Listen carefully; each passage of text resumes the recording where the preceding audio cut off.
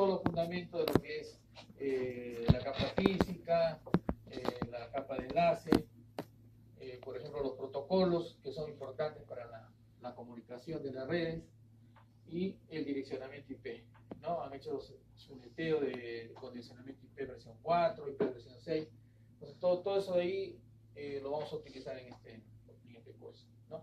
Y en este curso lo que vamos a hacer es estudiar los fundamentos de las tecnologías WAN, pero las tecnologías WAN no serían útiles, ¿no? Porque en sí, si yo hago funcionar una tecnología WAN, la idea es pasar información por la tecnología WAN, sea a través de un cable o sea a través de un medio inalámbrico, ¿no? Una red celular, un radioenlace, ¿no?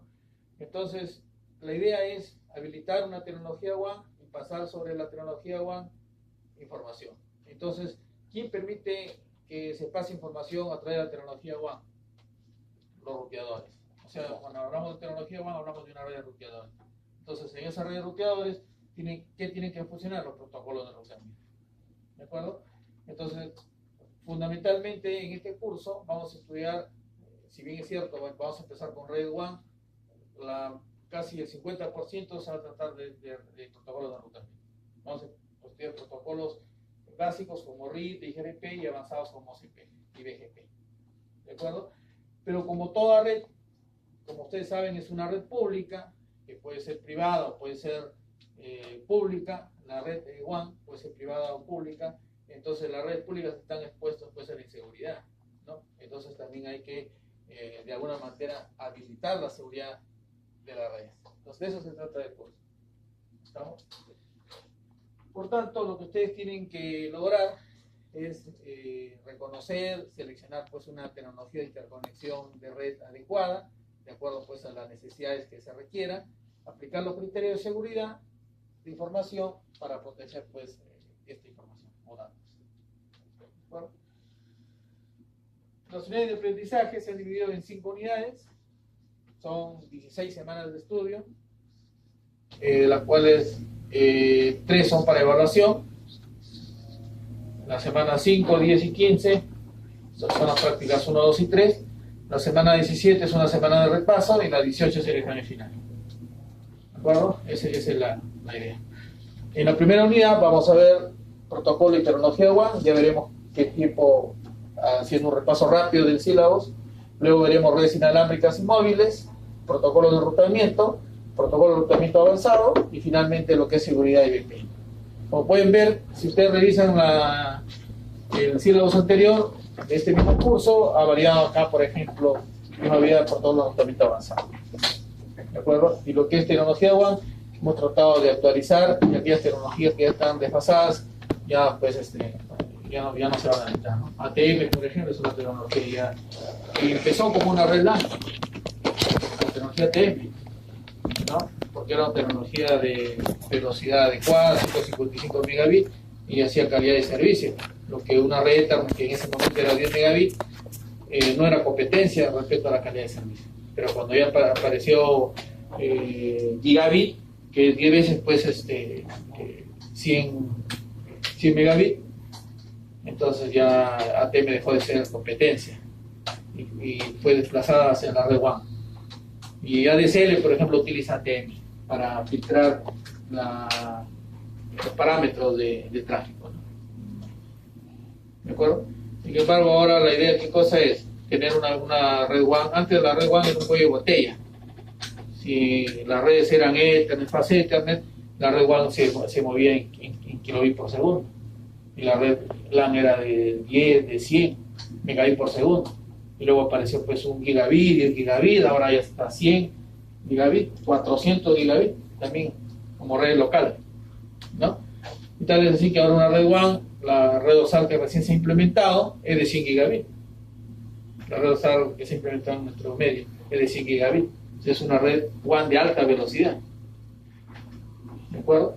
Entonces, o sea que lo que ahora se quiere ya no es, antes si era un cuello de botella, y acá teníamos redes LAN, ¿no? La red WAN era esta. O sea que tenía que pasar un código de alta velocidad a un código de baja velocidad. Esto se movía en megabits por segundo y luego en gigabits por segundo. y este que se movía en kilobit por segundo. Y de ahí recién ha pasado a megabit por segundo, ¿no? Entonces era un cuello de botella. Lo que sí quiero es invertir esto, o sea, tenerlo así. Y más bien, si esto de acá es 100 megabits por segundo, entonces aquí también yo debería tener ¿cuánto? 100 megabits por segundo. Ya, esa es la idea. ¿De acuerdo? Entonces, esa es la tendencia. Entonces, ¿cómo se logra eso? Con tecnologías como, ejemplo, FTTX, fibra hasta la casa. Entonces, la idea de fibra hasta la casa, ahorita hay hasta 100 GPON, hasta 100 GPON, hasta 100 GPON ya hay, que todavía, digamos, no es un estándar definido, no se ha masificado todavía la tecnología, pero por ejemplo, un GPON, 10 GPON, ¿no? 40 GPON ya están operables, estos ya funcionan, ¿no? ¿De acuerdo? Entonces son redes, pues, en las cuales la fibra llega hasta el mismo usuario, sea residencia, sea edificio, ¿estamos?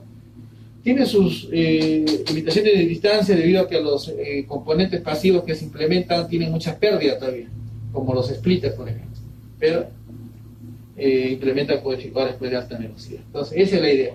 Si yo acá proceso a 100 megabits, entonces en la red WAN también debería estar en 100 megabits. Entonces ya deja de ser pues un cuello de botella. Esa es la tendencia, ¿no? Muy bien. Antes de empezar con la primera unidad y dar algunas recomendaciones de evaluación, con cómo, digamos, se califica, no esperar pues hasta la última semana y recién estar en la preocupación si paso o no paso el curso.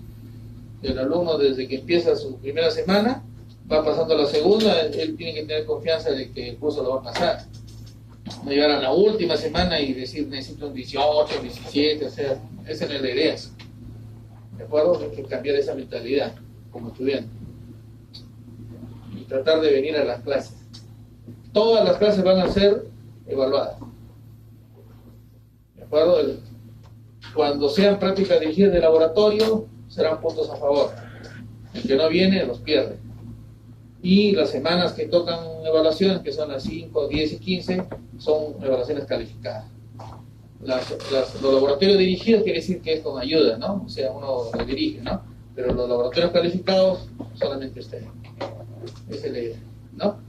Entonces, por ejemplo, toca el laboratorio en la quinta semana, las primeras horas de la teoría, las otras horas laboratorio.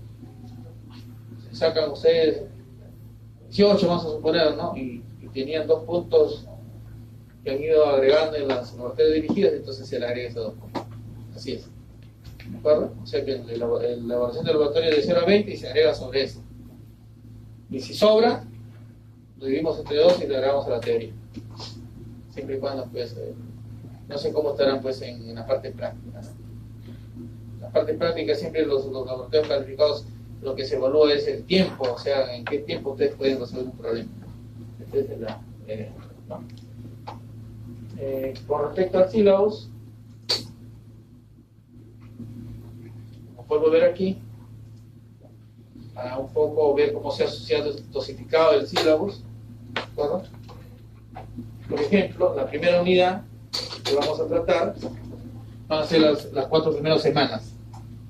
Y justo la quinta semana es la práctica calificada. ¿De acuerdo? Vamos a ver aquí justamente el tema de lo que son protocolos y tecnología WAN. ¿De acuerdo? Vamos a ver, por ejemplo, los conceptos, los fundamentos de lo que son las operaciones y servicios en una red WAN, diferenciar una red privada de una red pública WAN. Luego estudiaremos la primera tecnología importante, que aún todavía, digamos, se utiliza bastante, lo que es la tecnología de conexión punto a punto con el protocolo PPP. Eso es lo que se utiliza bastante. Bien es cierto, ADSL en su momento, 2010, tuvo un crecimiento así grande, luego ya ha ido quedándose. ¿Cuál es el gran problema de las redes ADSL? Seguro ustedes en su casa no sé si todavía tendrán redes ADSL, ¿no? ¿Cuál es el gran problema de esas redes? ¿Por qué ya se están quedando? Aunque todavía en muchos países hay esas redes todavía, sobre todo en aquellos países donde las telecomunicaciones todavía no es buena todavía.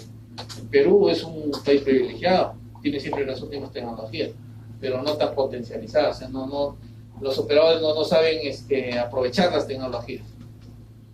O sea, viene una tecnología, el operador lo utiliza, no le saca provecho, no hay personal capacitado, hacen mal servicio y ya está viniendo otra tecnología y la implementan eso, mientras que la otra no le sacaron provecho, ¿no?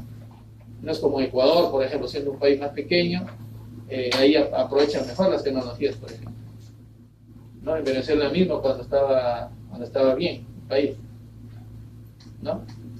Entonces, pero sí vienen todas las tecnologías aquí. Pero por ejemplo, miren, en Colombia, en Brasil, acá cerca nomás en Chile, ya se está haciendo común estas redes, lo que es FTTX, Argentina, pero en Perú todavía recién, se están haciendo pruebas pilotos, ¿no? O sea, el usuario peruano es muy reacio al cambio. Se hacen encuestas seguro y les preguntan, ¿usted quiere pasar una red de fibra? Sí, pero usted pagaba antes por decir 50 soles, ahora le vamos a cobrar 100, ¿qué dice? No. Entonces ahí, o sea, no están de acuerdo ya en el pago, ¿no?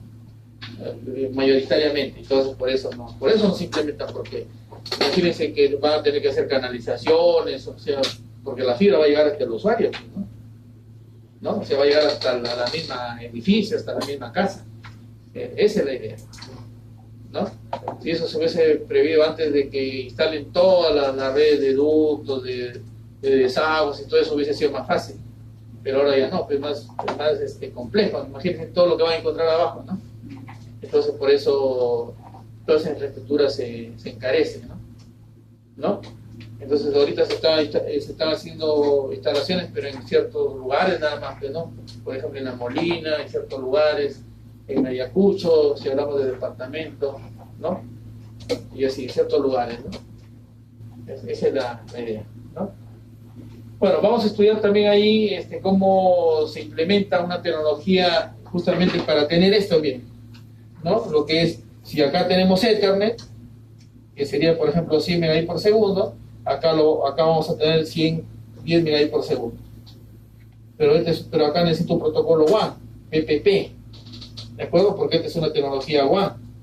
Pero vamos a ver cuál es el mayor problema de un ruteador cuando recibe una trama y procesa paquete y de ahí lo llevas a la red WAN, el retardo del ruteador. ¿De acuerdo? Porque una cosa es Ethernet, otra cosa es PPP, son dos protocolos distintos. Entonces tiene que haber una conversión de este protocolo a este protocolo. ¿De acuerdo? Pero aquí lo que a mí me interesa es pasar el paquete. ¿Y quién está llevando el paquete? Protocolo IP, ¿no? Porque el protocolo IP sabemos que tiene su cabecera, ¿no? Tiene su cabecera y tiene la parte de datos, ¿no? En la parte de datos ahí es donde se acomoda quién, el protocolo TCP, los protocolos de enrutamiento RIP, ahí también en el TCP quién se acomoda las aplicaciones. Al final es lo que yo quiero, para que se haga la comunicación, ¿qué es lo que yo quiero transportar? Las aplicaciones, la base de datos, los correos, páginas web, etcétera, etcétera. Entonces al final es lo que yo quiero de aquí sacar hacia la red WAN, ¿qué cosas son? Las aplicaciones. ¿Y quién está llevando las aplicaciones? El paquete a través de IP. Pero, ¿y cómo lo llevo IP? Bueno, la trama Ethernet lo puede llevar porque se encapsula, pero quiero pasarlo ahora a la red WAN. Entonces, usted se imagina el PPP que encapsula el Ethernet y que el Ethernet encapsula el paquete. O sea, ¿cuántos desencapsulamientos tendrían que hacerse? Primero la trama y luego la trama se tiene que desencapsular de PPP. O sea, serían dos retardos, muchos retardos. Entonces hay que buscar una manera de que la interfase Ethernet sea un puente, una interfase virtual, y que solamente en la trama PPP, en la parte de datos, acomodemos ¿qué cosa? El paquete IP. Entonces, ¿cómo hacemos eso? Cuando implementamos PPP sobre esto. ¿De acuerdo? Esa es la idea. O sea que por aquí vamos a tener algo como esto, o sea, PPP, y aquí va a estar el IP. ¿De acuerdo?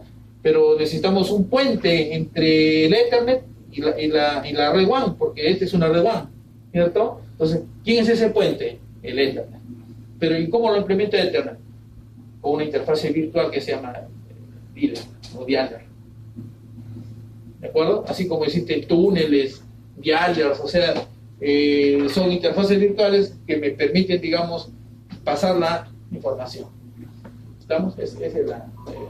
Bueno, eso es lo que vamos a tratar en la primera unidad.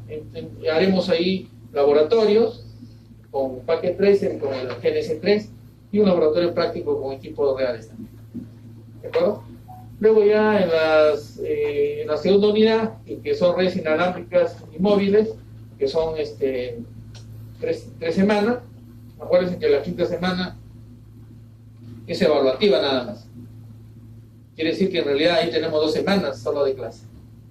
¿De acuerdo? Por eso en la cuarta semana deberíamos avanzar ya, por eso acá está, miren, en las 4 primeras semanas acá está el tema de inalámbricos ya, pero los fundamentos. ¿De acuerdo? En la cuarta semana. Cuando lleguemos a la quinta va a ser una semana solo de evaluación. Y las 6 y 7 ahí haremos redes inalámbricas y móviles, ¿no? Es importante porque ¿por qué las redes inalámbricas son importantes todavía? ¿Por qué creen que las redes inalámbricas son importantes todavía? Bueno, telefonía móvil. Sí, bueno, en lo que es celulares. Y si hablamos de una red local. Para los access points. Ya, pero ¿por qué todavía cree que son importantes? ¿Por qué no todos utilizan cables nada más? ¿Y por qué inalámbricos? Por la portabilidad. ¿Pero qué significa la portabilidad?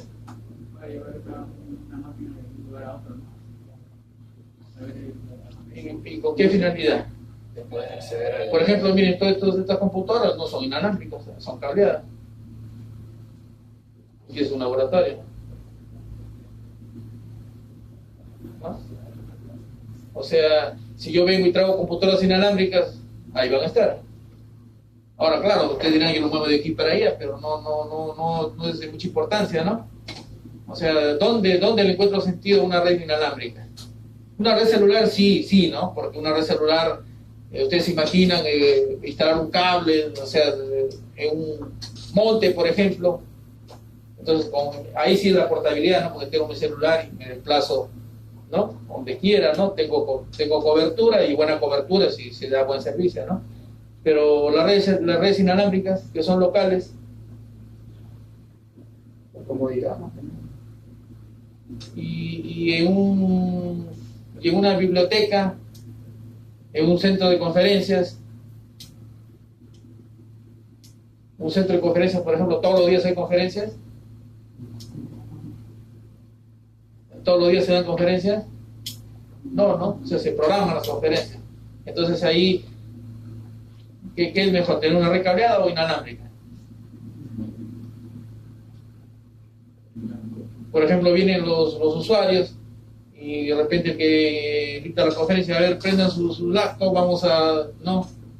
Entonces en ese momento, o sea, el usuario sí puede llegar con es más rápido atender el servicio con laptop, ¿no? O inalámbrica, es decir, ¿no? O sea que efectivamente las redes inalámbricas tienen 2 características importantes que no tienen las redes cableadas, ¿no? ¿Cuáles son? La movilidad y la portabilidad. ¿De acuerdo? Son 2 cosas distintas, ¿no? ¿Qué cosa es la movilidad? La movilidad es cuando estoy con mi celular y estoy así, ¿no? Esa es movilidad, ¿no? Sí, y la portabilidad, ¿qué cosa es? Que agarro la laptop de aquí y la llevo, ¿no? O sea, no es lo mismo. La portabilidad no es la portabilidad la otra que porto mi mismo número, no tiene que ver nada con eso. ¿De acuerdo? Entonces, las redes inalámbricas son complementarias a las redes cableadas, no son competencias. O sea, yo tengo que, en un plan de diseño, tengo que hasta lo último ver, la red cableada, ¿es viable o no es viable? Si es beneficiosa o no es beneficiosa, si es muy costosa, entonces no, mejor una red inalámbrica. ¿De acuerdo? La cosa es que no sean competencias, sino complementarias. Por eso la importancia de estudiar todavía las redes inalámbricas y las redes celulares. Aunque hay muchos que no siguen esta corriente, ¿no? porque aún todavía esas redes inalámbricas que utilizan como señal eléctrica. Y la señal eléctrica, cuando está en el aire, cuando está la onda propagándose en el aire, ¿cuál es el problema? Produce interferencia. ¿Qué pasa con el ambiente?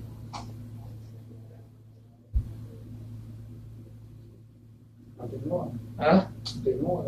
No, aparte, o sea, claro, o sea, la señal está expuesta a la atenuación, a la interferencia, al ruido, pero también ¿qué va haciendo al ambiente la señal, las ondas eléctricas? La va contaminando, ¿no? Ese es el mayor problema. Por eso ahora la tendencia son las redes ópticas. Cuando hablamos de redes ópticas no hablamos solamente de que debe instalarse una fibra óptica, que es un cable, también es el láser, que puede viajar por el aire, ¿no? Incluso ahí se está viendo la posibilidad de utilizar los mares para la comunicación. Ya se está haciendo con la fibra óptica, ¿de acuerdo? O sea, poniendo un cable, pero todo eso de ahí es un costo. Entonces la idea que entonces es comunicarse a través del mar, o sea, llevar una onda no a través que el agua sea el mismo medio, ¿no? Sino que tiene muchas pérdidas todavía. Pero en eso está.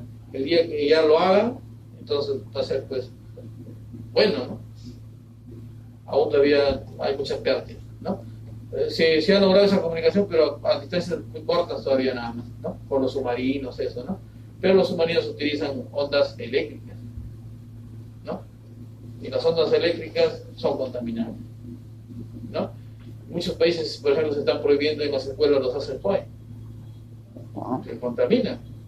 Entonces, imagina un access point ahí o en el techo, 20 computadoras que tengan ahí en comunicación, la tremenda radiación que hay. Y si son niños, el problema es para los niños más que para los adultos, ¿no? Porque el niño está más expuesto, ¿no? Problema. Bueno, luego miren en la unidad 3, vamos a ver, ahí miren como ustedes pueden ver, la unidad 3 y la unidad 4, como pueden ver, ahí son 4 más 3, son ahí 7 semanas. Entonces pueden ver ahí que vamos a ver primero acá protocolo de enrutamiento y luego protocolo de enrutamiento avanzado. ¿De acuerdo? Pero hay que tomar en consideración que acá en la semana 10, acuérdense que hay otra, la segunda práctica, ¿no? Y vamos a ver acá, primero ver rutas estáticas, protocolo RID y GRP, es un protocolo propietario de Cisco, OCPF, en una sola área, pero lo aprovecho mejor, ese OCPF, cuando un sistema autónomo lo divide en múltiples áreas, y con eso logro, pues, redes ruteadores más rápidos en converger, ¿no? En caminar los paquetes, ¿no? Bueno, y veremos el OCPF con versión 3 en área múltiple, ¿no? ¿De acuerdo? Y también con IP4 en área múltiple. ¿De acuerdo? Finalmente, ya en el que... y también vamos a estudiar un protocolo avanzado, ¿no? Nosotros sabemos que la Internet es una red compleja. Si es una red compleja, y como está compuesto por cientos